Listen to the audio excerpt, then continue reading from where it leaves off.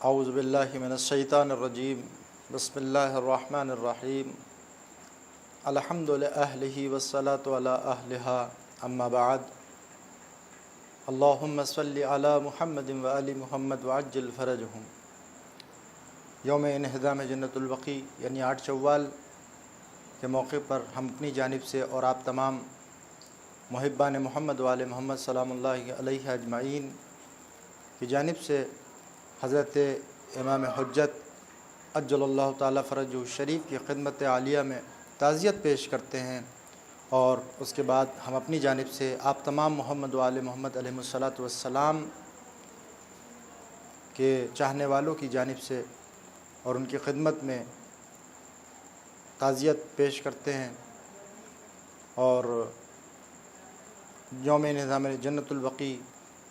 یعنی جس دن جنت البقیع یعنی وہ قبرستان کہ جو تاریخ اسلام میں نہایت مقدس قبرستان ہے، اور وہاں پر تمام اولیاء خدا اور اصحاب رسول اور رسول اللہ کی اکلوتی بیٹی جناب صدیقہ طاہرہ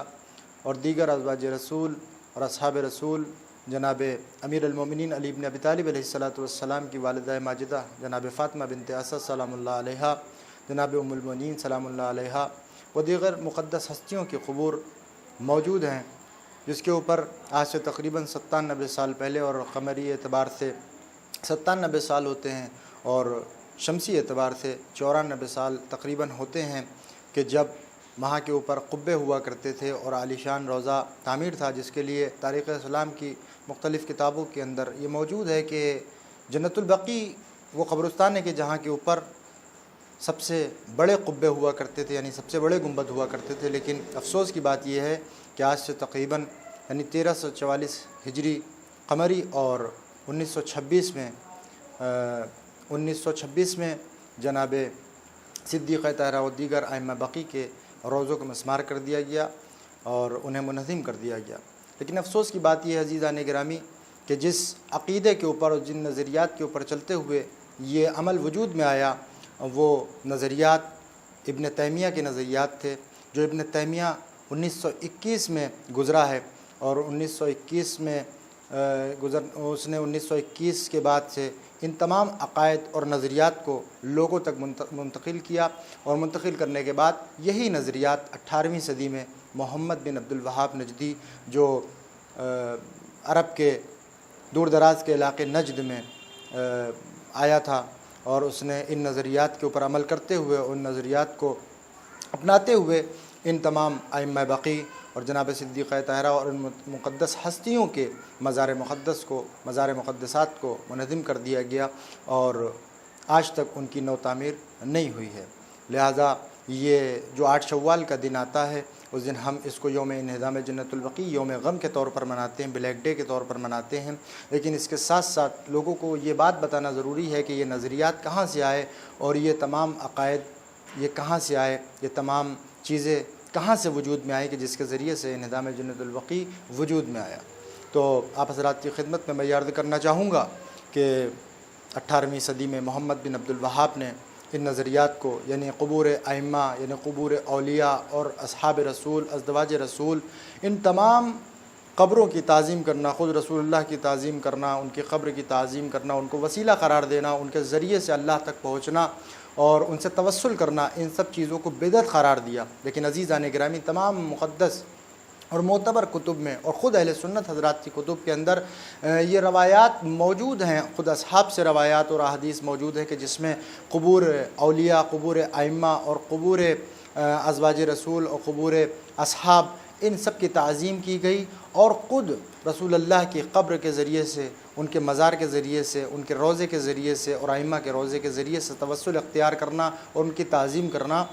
جائز ہے۔ اس لیے کہ تمام کتابیں اس بات کی دلیل ہیں، اور تمام وہ لوگ جو اس بات کی دلیل دیتے ہیں، یہ تمام چیزیں کتاب میں موجود ہیں۔ اگر حوالے دیے جائیں گے اس چھوٹی سی کلپ میں تو بہت زیادہ وقت ہو جائے گا۔ مختصر وقت میں آپ حضرات کی خدمت میں عرض کرنا چاہوں گا کہ یہ جو عقائد، فاسد عقائد، یہ جو نظریات عمل میں آئے، یہ ابن تیمیہ سے 721 ہجری سے منتقل ہوئے اس کے نظریات، یہاں تک کہ 18ویں صدی میں جب محمد بن عبد الوہاب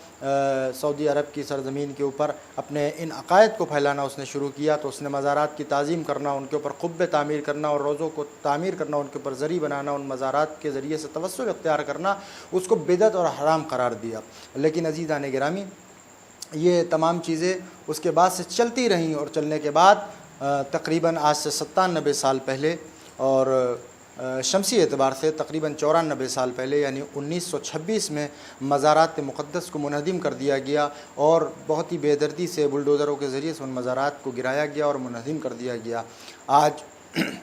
انہی کے عقائد اور انہی کے نظریات کے حامی جو لوگ ہیں، وہ آج بھی مسلمانوں کے اوپر اور دنیا میں جتنے بھی فرقے موجود ہیں ان سب کے اوپر اپنے اعتبار سے مظالم کا سلسلہ رواں رکھے ہوئے ہیں، اور ان مزارات کی مخالفت کرتے ہیں۔ ان کا توسل اختیار کرنا، ان کے ذریعے سے اللہ تک پہنچنا، ان کا وسیلہ قرار دینا، اس کو بدعت سمجھتے ہیں اور حرام جانتے ہیں۔ لیکن عزیزان گرامی، تمام مسلمانوں کے اکثریت، اکابرین علماء کی اکثریت یہ بات عام طور سے اپنی کتابوں میں لکھتی ہے کہ ان مزارات کا، ان مقدس ہستیوں کے مزارات سے توسل کرنا، ان کو وسیلہ قرار دینا اور ان کی تعظیم کرنا جائز ہے، بلکہ یوں کہا جائے کہ باعث اجر و ثواب ہے۔ جب ہمارے مسلک میں اس بات کی اجازت دی گئی ہے کہ اپنے والدین کے قبور کا احترام کرو، ان کو اللہ کی بارگاہ میں اپنی دعاؤں کے لیے وسیلہ قرار دو، تو ظاہر سی بات ہے جب ہم جیسے گناہگاروں کے والدین کی تعظیم کے لیے اتنا زور اسلام نے دیا ہے، تو وہ اولیاء خدا، وہ اللہ کے مقرب بندے، وہ ائمہ اور وہ اصحاب رسول اور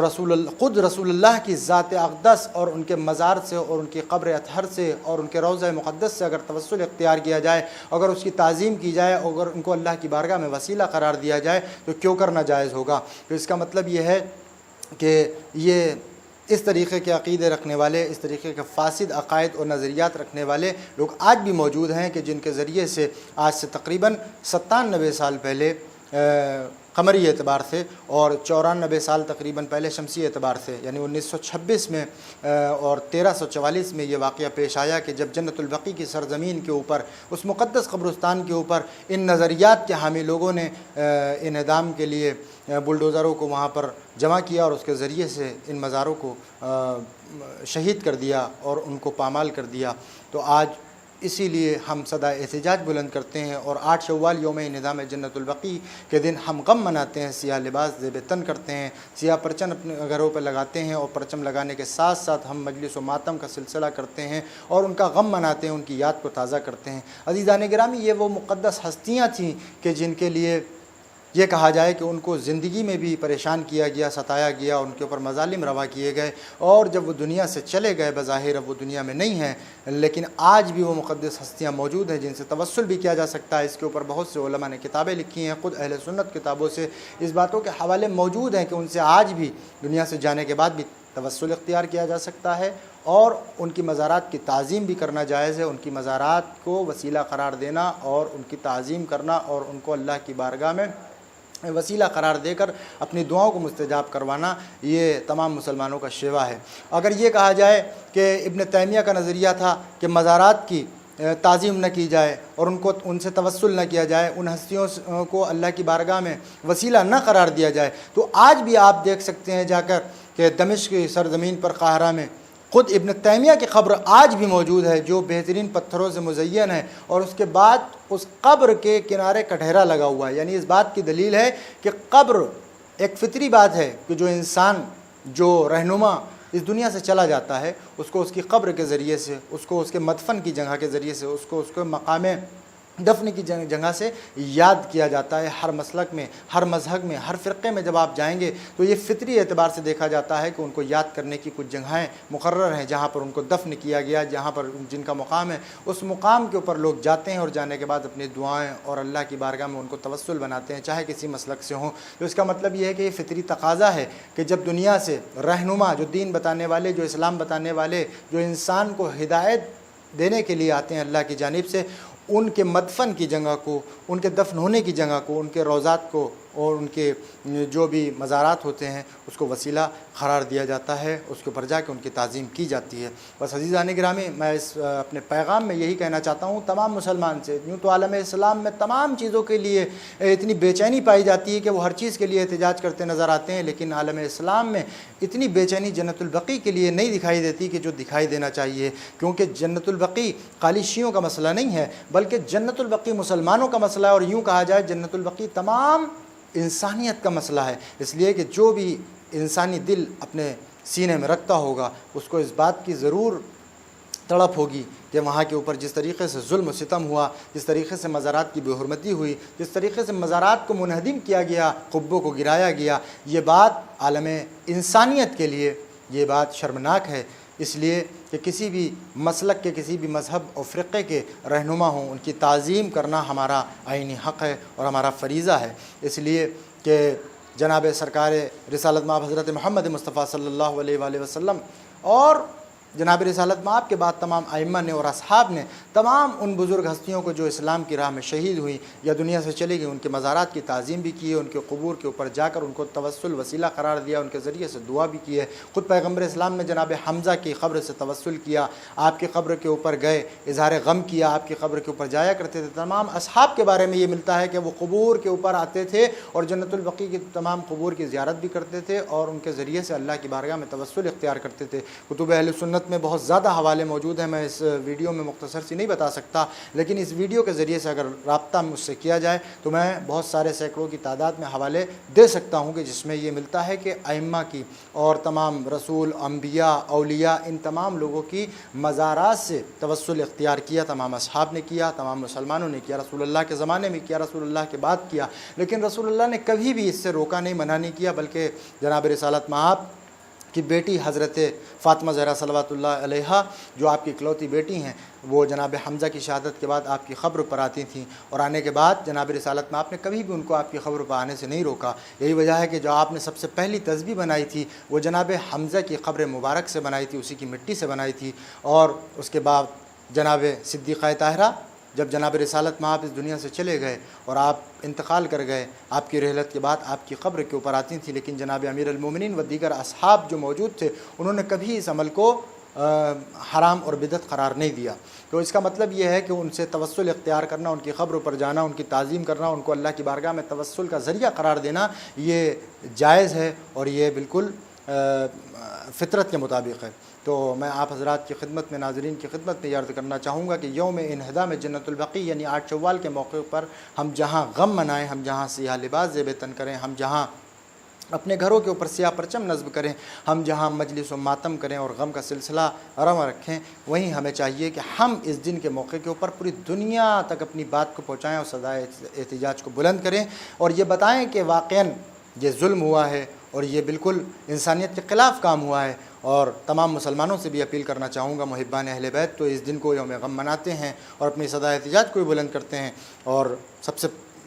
اہم بات جو ہے وہ یہ ہے کہ لاک ڈاؤن کا پیریڈ جو چل رہا ہے اس میں ہم سڑکوں پر نکل کر اپنی صدائے احتجاج کو بلند نہیں کر سکتے ہیں، لیکن ہم کم سے کم اتنا کر سکتے ہیں جو ہمارے پاس بہت اچھا اور بہت بڑا پلیٹ فارم موجود ہے جس سے ہم پوری دنیا میں اپنی بات پہنچا سکتے ہیں، وہ سوشل میڈیا کا پلیٹ فارم ہے، اور جس کے ذریعے سے ہم سوشل میڈیا کے ذریعے سے فیس بک ہے، واٹس اپ ہے، انسٹاگرام ہے، ٹویٹر ہے، اور اس طریقے سے دیگر جو سوشل میڈیا کے شعبے ہیں ان کے ذریعے سے ہم اپنی بات کو، اپنی صدائے احتجاج کو بلند کر کے دنیا کے کونے کونے میں بھیجیں۔ خود ہمارا یہ فریضہ ہے کہ ہم اس آواز کو UN تک کے بھیجیں، اور ہم خطوط کے ذریعے سے، ای میل کے ذریعے سے ہم وہاں پہ خطوط ارسال کریں، ای میل ارسال کریں، اور ہم جس اعتبار سے اپنی قوت و طاقت و توانائی کے اعتبار سے ہم اس میں حصہ لے سکتے ہیں اور صدائے احتجاج پوری دنیا تک پہنچا سکتے ہیں اور پوری دنیا کو یہ بتا سکتے ہیں، اپنا پیغام دے سکتے ہیں کہ یہ واقعاً ظلم ہوا ہے، یہ واقعاً ستم ہوا ہے، یہ واقعاً انسانیت کے خلاف واقعہ درپیش آیا ہے، لہٰذا ہم اس کے خلاف صدائے احتجاج بلند کرتے ہیں۔ تو ہمارے پاس سب سے اچھا پلیٹ فارم سوشل میڈیا کا ہے کہ جس کے ذریعے سے ہم صدائے احتجاج بلند کریں۔ آپ حضرات کی خدمت میں دوبارہ پھر تعزیت اس ثانیے کی پیش کرنا چاہیں گے، اور بالخصوص حضرت حجت کی خدمت میں ہم تعزیت پیش کریں گے کہ ان کی جدہ ماجدہ اور ان کے اجداد ہمارے تمام ائمہ اور اصحاب رسول اور رسول اللہ کی ازدواج اور جناب امیر المومنین کی والدہ جناب آقا عباس کی والدہ جناب ام المؤمنین اور دیگر مقدس ہستیوں کی وہاں پر قبریں موجود ہیں جہاں پر کوئی چراغ جلانے والا نہیں ہے۔ عزیزان گرامی ذرا سوچئے، اگر ہمارا حق ذرا سا پامال ہو جاتا ہے تو ہم اس کو حاصل کرنے کے لیے زندگی بھر لڑتے ہیں، چاہے قانون اعتبار سے ہو یا جس اعتبار سے بھی ہم لڑ سکتے ہیں، اس کو حاصل کرنے کے لیے ہم پوری کوشش پوری قوت و توانائی کے ساتھ کرتے ہیں۔ لیکن آپ ذرا غور فرمائیں کہ جو کائنات کا سردار تھا، جو اللہ کا حبیب تھا، اس رسول کی بیٹی کی قبر اجڑی پڑی ہے، جس کے اوپر سایہ نہیں ہے، کوئی چراغ جلانے والا نہیں ہے۔ ہمارے ائمہ کہ جنہوں نے انسانیت کا درس دیا، جنہوں نے اس دنیا کو جنت بنانے کا نمونہ چھوڑا، اور اس کے بعد ان تمام لوگوں نے جس طریقے سے انسانیت کی ہدایت کی، اس کے باوجود ان کے ساتھ کیا کیا گیا؟ ان کی زندگی میں ان کو پریشان کیا گیا، اور جب وہ دنیا سے چلے گئے تو ان کی مزارات کے ساتھ اس طریقے سے بے حرمتی کی، ان کے مزارات کو پامال کیا گیا اور شہید کیا گیا، اور انہدام جنت البقیع کا واقعہ پیش آیا۔ تو اس موقع کے اوپر ہم حضرت حجت کی خدمت میں پھر تعزیت پیش کرتے ہیں، اور آپ حضرات کی خدمت میں یہ اپیل کرتے ہیں بار بار کہ آپ جس اعتبار سے بھی اس موقع کے اوپر صدا احتجاج کو بلند کر سکتے ہیں، صدا احتجاج کو بلند کریں، اور بلند کرنے کے بعد اس دن کو ہم یوم غم بھی منائیں، یوم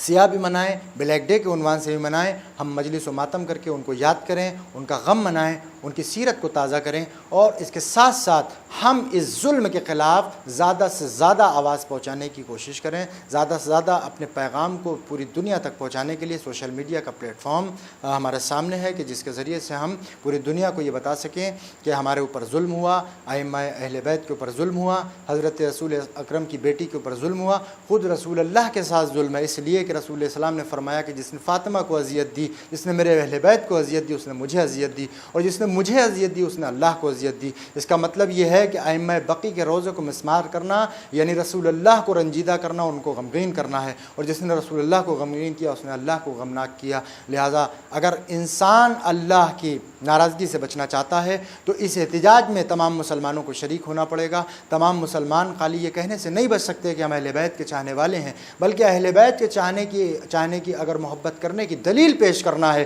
تو ہم اس دن کے موقع کے اوپر اور اپنی زندگی کے ہر موقع کے اوپر ہم پوری طریقے سے کوشش کریں کہ ہم اس دن کو یوم احتجاج بھی قرار دیں، یوم غم بھی قرار دیں، اور پوری کوشش کریں، جتنی بھی کوشش ہم کر سکتے ہیں کہ اپنی زندگیوں میں انشاءاللہ ہم امام کی آمد سے پہلے، ان کے ظہور سے پہلے حضرت زہرا کا اور حضرات ائمہ بقی کا روضہ اپنی آنکھوں سے تعمیر ہوتے دیکھیں۔ یا اللہ میری زندگی میں وہ دن جلد سے جلد وہ صبح میرے نزدیک آ جائے کہ جب ہم صبح بیدار ہوں تو خبر ملے کہ آج انہدام جنت البقیع کا جو روز ہے، وہ دن ہم لوگ غم منانے کے بجائے حضرت زہرا کے روضے کی تعمیر کی خوشی منائیں، اور حضرت زہرا اور ائمہ بقی کے روضوں کی تعمیر ہونے کے اہتمام کریں اور اس میں بڑھ چڑھ کے حصہ لیں۔ خدا ہم سب کو توفیق عطا فرمائے کہ ہم سب صدیقہ طاہرہ کے روضے کی تعمیر میں حصہ بنیں، ہم سب اس میں حصہ لے سکیں، ہم سب اس تعمیر میں جس طریقے سے بھی ہو سکتا ہے حصہ لیں گے انشاءاللہ۔ خدا ہمیں توفیق عنایت فرمائے۔ اور ہم ایک بات اور کہنا چاہتے ہیں جو ہمارے بڑے بزرگ علماء کہتے چلے آئے ہیں، اور یہاں تک کہ امام خمینی رضوان اللہ تعالیٰ علیہ اور حضرت